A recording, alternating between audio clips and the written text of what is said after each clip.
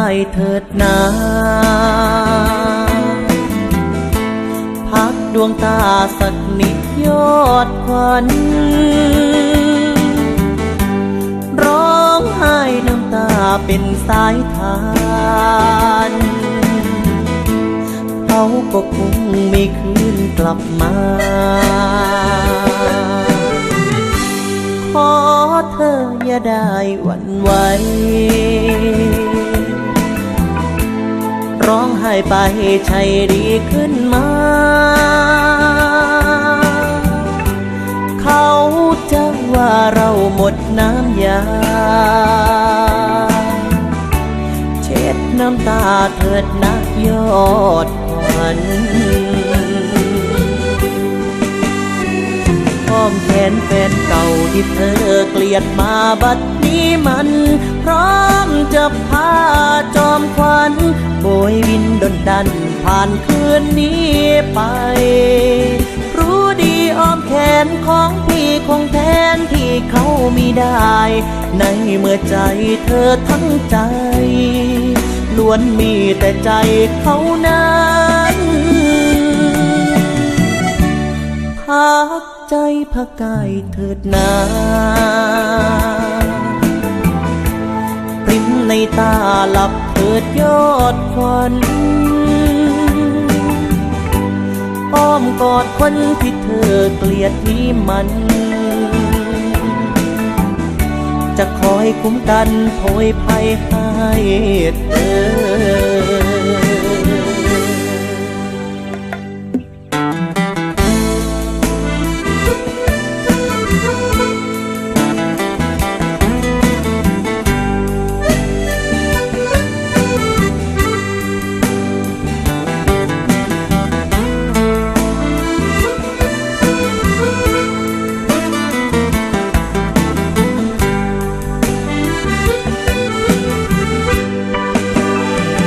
อ้อมแขนแฟนเก่าที่เธอเกลียดมาบัดนี้มันพร้อมจะพา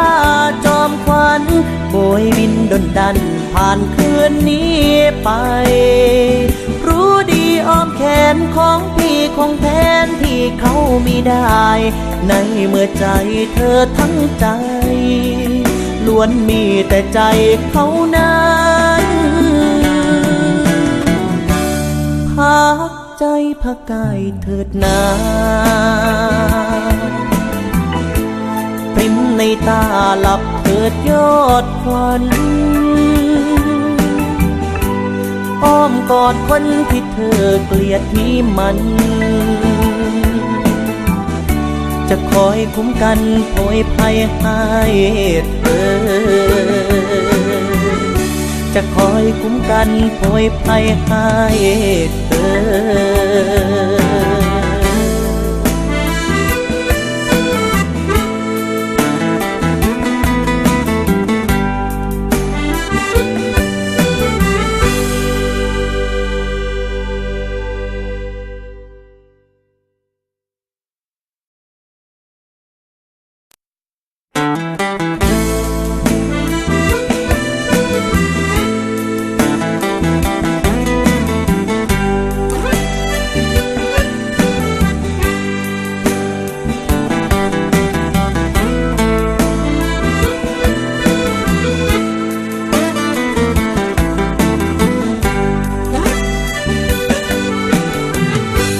พักใจพักกายเถิดนา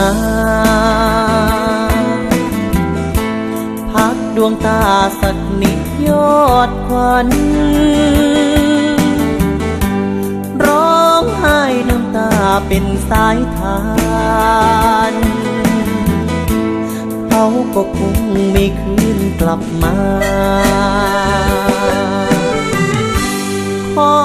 เธออย่าได้หวั่นไหวร้องไห้ไปใช่ดีขึ้นมาเขาจะว่าเราหมดน้ำยาเช็ดน้ำตาเถิดนักยอดขวัญอ้ อ้อมแขนแฟนเก่าที่เธอเกลียดมาบัดนี้มันพร้อมจะพาจอมขวัญโบยวินดนดันผ่านคืนนี้ไปรู้ดีอ้อมแขนของพี่คงแทนที่เขามีได้ในเมื่อใจเธอทั้งใจล้วนมีแต่ใจเขานั้นพักใจพักกายเถิดนาปริ้มในตาหลับเถิดยอดควันอ้อมกอดคนที่เธอเกลียดนี้มันจะคอยคุ้มกันโผยภัยให้เธอ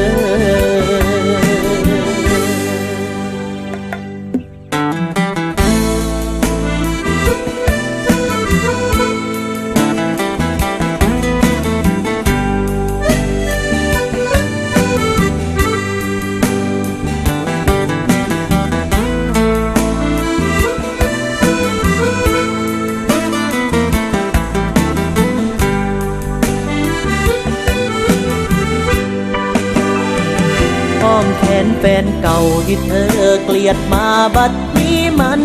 พร้อมจะพาจอมขวัญโบยบินดนดันผ่านคืนนี้ไปรู้ดีอ้อมแขนของพี่คงแทนที่เขามีได้ในเมื่อใจเธอทั้งใจ